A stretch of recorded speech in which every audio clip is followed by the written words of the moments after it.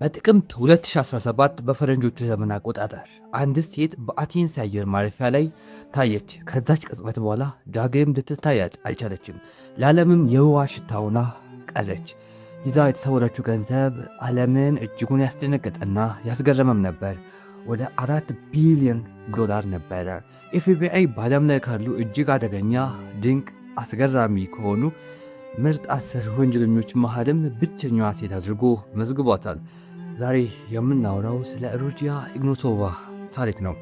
ሩጂያ ኢግናቶቫ ማናት? ሩጂያ ኢግናቶቫ የክሪፕቶ ኮይኗ ምንድነው የሰረችው? ምን አደረገች?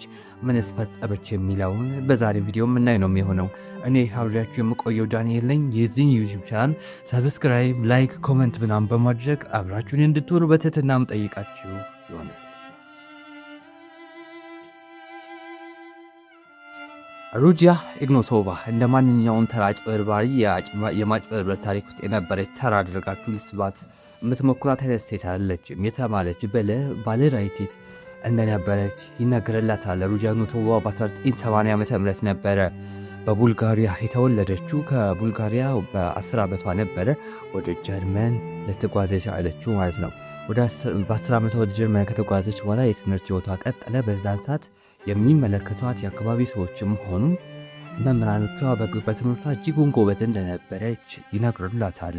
በቢቢሲ በተዘጋጀው ዘ ሚሲንግ ክሪፕቶ ኮይን በሚለው ፖድካስት ላይ እንደተቀመጠው ከሆነ የመጀመሪያ ዲግሪዋን በኮንስታንዝ ዩኒቨርሲቲ በህግ ትምህርት ያጠናቀቀች ሲሆን የዶክትሬት ዲግሪዋን ደግሞ በታላቁና በታዋቂው የኦክስፎርድ ዩኒቨርሲቲ ነበረ የሰራችው። የመጀመሪያ የስራ ኤክስፔሪንስዋን ያገኘችው ደግሞ እጅግ ትልቅ በሆነ ስመ ጠር በሆነው እና በዓለም ዝናን ባተረፈው የቢዝነስ አማካሪ ድርጅት በሆኑ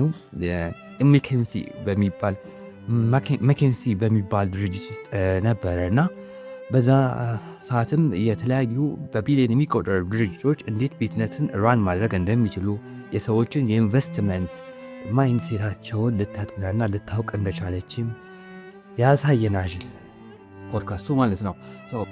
ነገር ግን ሩጂያ አእምሯ ውስጥ ሌላ እቅድ ነበር። በ2012 ዓ.ም በጀርመን ውስጥ ከወንጀለኛ ጋር በተያያዘ ጥፋተኛ ተብላ የነበረ ቢሆንም ያግዳት አልነበረም። ይልቁንም ትልቅ አደጋ አመቻቸላት። ቢትኮይን ስኬት ዓለምን እያነጋገረ ባለበት ወቅት ሩጂያ አንድ ነገር ተረዳች። ሰዎች ስግብግብ ናቸው እና ደግሞ መረጃ የላቸውም። በአውሮፓውያን ዘመን አቆጣጠር በ2014 ዓ.ም ነበር ዋንኮይን የተባለውን ኩባንያ ስትመሰርት ራሷን እንደ ንግሥት ያቀረበችው። ውድ አልማዞችን ታደርጋለች። እጅግ ውድ የሆኑ ቀሚሶችንና ለእይታ እጅግ ሳቢ የሆኑ ነገሮችን ማድረግ የጀመረችው እሱ ብቻም ሳይሆን በንግግሯም የተሳለች አንደበት ያላት ሴት ናትና ብዙ ሰዎችንም ለማሳመን ብዙም ጊዜ አልፈጀበት። ሩጂያ ሰዎችን ለማሳመን የተጠቀመችበት ትልቁ መሳሪያ ዘ ፊር ኦፍ ሚሲንግ አውት ወይም ደግሞ የዕድል እንዳያመልጠኝ የሚል ፍርሃትን ነበር። በቢትኮይን ላይ አርፍዳችኋል፣ አሁን ግን ዋን ኮይን መጥቷል እያለች በሚሊዮን የሚቆጠሩ ዶላርን እንዲያፍሱ አደረገች። ነገር ግን ያብረቀርቅ የነበረው ሁሉ ወርቅ አልነበረም። ከጀርባ ታሪክ ውስጥ ታይቶ የማይታወቅ የዲጂታል ዘረፋ እየተዘጋጀ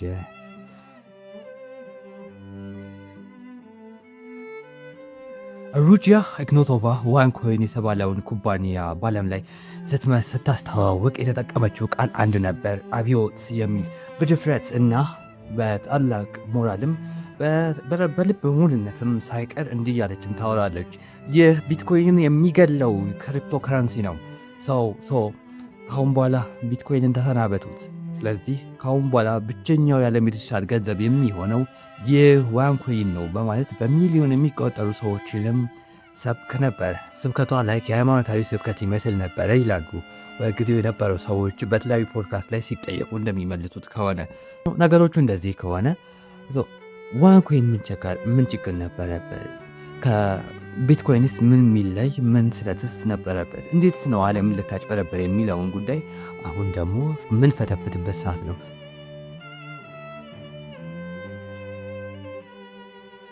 ማንኛውም እውነተኛ ክሪፕቶ ከረንሲ ብሎክቼን የተባለ ቴክኖሎጂ መዝገብ ላይ የተመሰረተ ነው። ይህ ቴክኖሎጂ ግልጽነትና ደህንነትን ያረጋግጣል።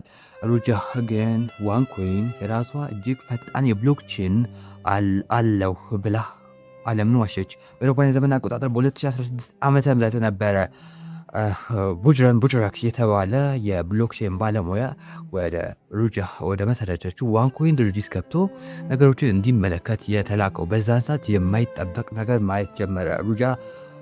ቡጅረን ቡጅራክ የሚባለው የብሎክቼን ቴክኖሎጂ ባለሙያ ይህ ሰው የተመለከተው ነገር ሩጃ ዩኑሶቫ ስትጠቀምበት የነበረው ብሎክቼን ቴክኖሎጂ ሳይሆን ኤስኪውኤል የተባለ ዳታቤዝ ሲስተም እንደሆነ ለዓለም ይፋ አደረገ። ማለት ይፋ አላደረገም ግን አወቀ። ያን ጊዜ ነበረ ያ ሲስተም ኮላፕስ እንዳደረገ የታወቀው። ኤስኪውኤል ዳታቤዝ ነው የምትጠቀመው። ብዙ ጊዜ መረጃዎቹ የሚወጡት በሷ ፍቃድ እንጂ በማርኬቱ ላይ ባለ እንቅስቃሴ እንዳልሆነ መገንዘብ ተቻለ። ሩጃ ዋንኮይንን ለመሸጥ የተጠቀመችበት መንገድ መልቲ ሌቭል ማርኬቲንግ የተባለውን የኔትወርኪንግ ማርኬቲንግ ስልትን ነበረ። ሰዎች የትምህርት ፓኬጆችን ነው እንጂ የሚገዙት በቀጥታ ዋንኮይንን አይደለም የሚገዙት። ሰዎች አንድን ሰው ሲያስገቡ በዛ ሰው አማካኝነት የትምህርት ፓኬጆችን በሚገዛበት አማካኝነት ያ የገዛው ሰውዬ ሌላ ተጨማሪ ኮሚሽን የሚያገኝበትም ስርዓት ነበረው። ሰው እናንተ አንድ ሰው ስታስገቡ ያን ፓኬጅ ትምህርት ገዝታችሁ ሌላ ሰው እናንተ ደግሞ ስታስገቡ በያመጣችሁ ሰው የተወሰነ ኮሚሽን ይሰጣችሁ ነበር። 3-4-5 ሰው ስታስገቡ የተሻለ ገንዘብ ታገኛላችሁ። ሰው 1-2 ስታስገቡ የሆነ ገንዘብ ታገኛላችሁ። እንደ ፓኬጃችሁ ይለያል። ይህ የመልቲ ሌቭል ማርኬቲንግ ሞዴል ነው ማለት ነው። የኔትወርክ ማርኬቲንግ አንዱ አካል እንደሆነ ይሆናል። በዚህ ነገር እንደዚህ ከሆነ በዓለም ላይ ምን አይነት ተግዳሮቶች ተፈጠሩ? ምን አይነት መዘበራረቆችን ልትፈጥር ቻለች ብለን ሩጃ ዩኑሶቫን በምንጠይቅበት ወቅት ሩጃ ዩኑሶቫ በዓለም ላይ ታይቶ የማይታወቅ ነገር ነበር ባደረገችው በጊዜው። ማለት ከአሜሪካ፣ ዩሮፕ ካሉ ትላልቅ ባለሀብቶች ጨምሮ እጅጉን ድሃ ከሆኑት አፍሪካውያንን ጭምር ነው ገንዘብን ማግኘት የቻለችው ማለት ነው።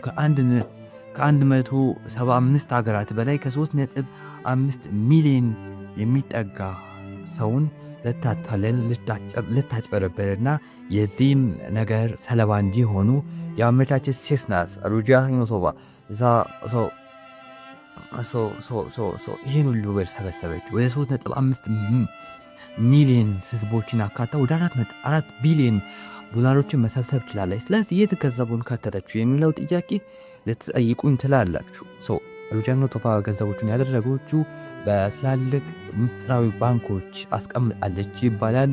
የተለያዩ ውድ ቪላዎችን በዱባይ እንደገዘች እንዲሁም በለንደንም እንዳደረገችው ይነገራል። እጅግ ቅንጦት የሞላው ህይወትንም እንዳሳለፈች ይነገራል ማለት ነው። በአውሮፓውያን ዘመን አቆጣጠር በጥቅምት 2017 ዓ.ም ላይ በዋንኮይን ግዛት ላይ ጥቁር ደመና ጥላን አጠላ። በአሜሪካ የፍትህ ሚኒስቴር እና የኤፍቢአይ የምርመራ ቡድን በሩጃ ላይ የፌዴራል የወንጀለኛ ክስ መመስረቱን የሚገልጽ ሚስጥራዊ ሰነድ አዘጋጀ። ሩጃ ግን ከአሳዳጆቿ አንድ እርምጃ ቀድማ ነበረ። አፍታም እጁ ረጅም ነውና ሩጃም በጊዜ ነበራት እጅግ ብዙ ገንዘብ ስለነበረ ስተርላይን በኤፍቢአይ ውስጥም እንደነበራት ይነገራል። ስለዚህም ቀድሞ ነበረ መረጃው ሊደርሳት የቻለው የክስ መመስረቱ ጉዳይ ማለት ነው። ጥቅምት 25 ቀን 2017 ዓ.ም ሩጃ በቡልጋሪያ ዋና ከተማ ሶፊያ ትገኝ ነበር። በዚያን ቀን በፖርቹጋል ለሚካሄደው ትልቅ የዋንኮይን ስብሰባ ላይ ንግግር ታደርጋለች ተብሎ ይጠበቅ ነበር። ሰዎች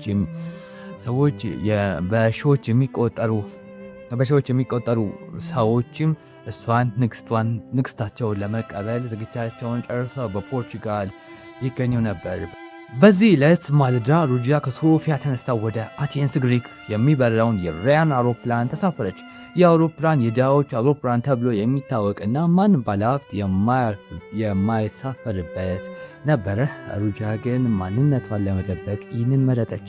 አቴንስ አውሮፕላን ማረፊያ ስትደርስ 2 የሩሲያ ቋንቋ ተናጋሪ ወንዶች እንደተቀበሏት የኤፍቢአይ የመረጃ ጠቋሚዎች እንደጠቆሙም ያሳያል። ከዚያ በኋላ ግን የሩጂያ ዱካ ለዘለዓለም ጠፋ።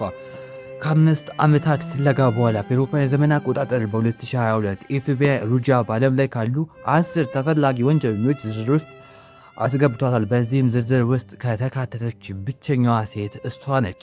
ኤፍቢአይ እሷን ለጠቆመ ሰው የሚሰጠውን ሽልማት መጀመሪያ ከነበረበት $100,000 ወደ $5 ሚሊዮን ከፍ አድርጎታል። ይህ የሚያሳየው ሩጂያ ምን ያህል አደገኛና ዋጋ ከፍ ያለ ወንጀለኛ መሆኗን ነው። ሩጂያ ግኒዞቫ ከጠፈች ከ8 ዓመታት በላይ ቢቆጠሩም ዓለምን እያነጋገረ ያለው ትልቁ ጥያቄ ግን አሁንም አልተመለሰም። ሩጂያ የት ናት? ባለፉት ጥቂት ዓመታት የወጣው አዳዲስ መረጃዎች የታሪኩን አቅጣጫ ወደማይጠበቅ አደገኛ መንገድ እየወሰዱት ነው። በአውሮፓውያን ዘመን አቆጣጠር በ2023 ማለት ነው በ2023 ብሪጅ የተባለው የቡልጋሪያ የምርመራ ጋዜጠኞች ቡድን አንድ አስደንጋጭ ሰነድን ይፋ አደረገ። ሰነዱ በቡልጋሪያ ፖሊስ እጅ የተገኘ በአንድ ወቅት የተገደለ የፖሊስ መኮንን ቤት ውስጥ የተገኘ ሚስጥራዊ ሪፖርት ነው። ይህ ሪፖርት እንደሚለው ከሆነ ሩጂያ ግኒዞቫ በአውሮፓውያን ዘመን አቆጣጠር በህዳር 2018 ዓ.ም ከጠፈች ከአንድ ዓመት በኋላ በአይኖያን ባህር ላይ በጀልባ እየተጓዘች እያለች ተገድላለች። ሪፖርቱ አክሎም ግድያው የተፈጸመው በቡልጋሪያ ቲሺህ በሚል ቅጽል ስም የሚታወቀው ትልቅ የወንጀል ቡድን መሪ የሆነ ግለሰብ እንደሆነ ይገልጻል። ሩጂያ ከገደሏት በኋላ አስክሬኗን ቆራርጠው ባህር ውስጥ እንደጣሉት ይነገራል። ምክንያቱ ደግሞ ሩጂያ ለወንጀል ቡድኑ ስጋት እንደሆነች፣ ምስጢርን ለማጥፋት እንደሆነ ይገመታል። ነገር ግን ይህ የግድያ ወሬ በብዙዎች ዘንድ ተቀባይነት አላገኘም። ኤፍቢአይ ሩጂያን አሁን በ10 ተፈላጊ ወንጀለኞች ዝርዝር ውስጥ ማቆየቱ፣ $5 ሚሊዮን ሽልማት ማድረጉ እሷ በሕይወት መኖሯን የሚያሳይ ፍንጮች እንዳላቸው ይጠቁማል። አንዳንድ የምርመራ ባለሙያዎች እንደሚሉት ሩጂያ ግድያውን ራሷ ድራማ አድርጋ ሊሆን ይችላል። በሚሊዮን የሚቆጠሩ ዶላር ስላላት መልኳን ሙሉ በሙሉ በፕላስቲክ ሰርጀሪ ለመለወጥ አፍንጫዋን ቅርጽ፣ የዓይኗን ቀለምና የፊቷን ቅርጽም በመቀየር ማንም ሊያውቃት በማይችል ሁኔታ በአውሮፓ ወይም በመካከለኛው ምስራቅ በቅንጦት ትኖራለች ብለው ያምናሉ። ሌላው የሚገርመው መረጃ ደግሞ በአውሮፓውያን ዘመን አቆጣጠር በ2011 በለንደን የሚገኘው የሩጂያ የቅንጦት ቤት ፔንትሃውስ ለሽያጭ መቅረቡ። ቤት ለሽያጭ የቀረበው በሩጂያ ስም ሳይሆን ከእሷ ጋር ግንኙነት ባላቸው የሚስጥራዊ ኩባንያዎች አማካኝነት ነበር። ይህ ደግሞ ሩጂያ በስተጀርባ ሆና አሁንም ሀብቷን እያስተዳደረች እንደሆነ ለብዙዎች ማስረጃ ሆናቸዋል። ዘ ሚሲንግ ክሪፕቶ ኮይን ፖድካስት አቅራቢ ጂም ባርስሌስ እምነቱ ሩጂያ በዱባይ፣ በሩሲያ ወይም ደግሞ በግሪክ ደሴቶች ላይ ብቃ ሊሆን ይችላል። እነዚህ ቦታዎች ለሩጂያ መሰል ወንጀለኞች ገንዘባቸውን ተጠቅመው ጥበቃ የሚያገኙበት ገነቶች ናቸው። ሩጂያ ግኒዞቫ በሕይወት ኖረች አልኖረች የሰረችው የማጭበርበር መረብ ግን ዛሬም ድረስ በቢሊዮኖች ሕይወት ላይ ጠባሳ ጥሎ ያልፏል አለ። ምናልባት በአንድ አጋጣሚ የክሪፕቶ ንግሥት በካቴና ታስራ በካሜራ ፊት የምትቀርበው ቀን ሩቅ እንደማይሆን ይነገራል። ጀነራሊ ስለ ሩጂያ ግኒዞቫ ይህን ሁሉ ይህን ስናስበው ወደ ታሪኩ መለስ አድርገን ስንመለስ አንዳንድ ነገሮች ግን በጣም የሚገርሙ ናቸው። ሰዎች ቴክኖሎጂ ያላቸው ቅርበትም ሆነ ርቀት ምን ያክል አደጋ እያመጣ እንዳለ ማየት የምንችልበትን ታሪክ እንደሆነ ማየት እንችላለን። ሰው እባካችሁ ቴክኖሎጂ በምትጠቀሙበት ሰዓት ጥንቃቄ አድርጉ የሚለውን መልእክትን ለማስተላለፍ እንወዳለን። እኔ እስከዚህ ቅጥቆት የነበርኩት ዳንኤል ነኝ። አመሰግናለሁ ስለተከታተላችሁም። ታንኪዩ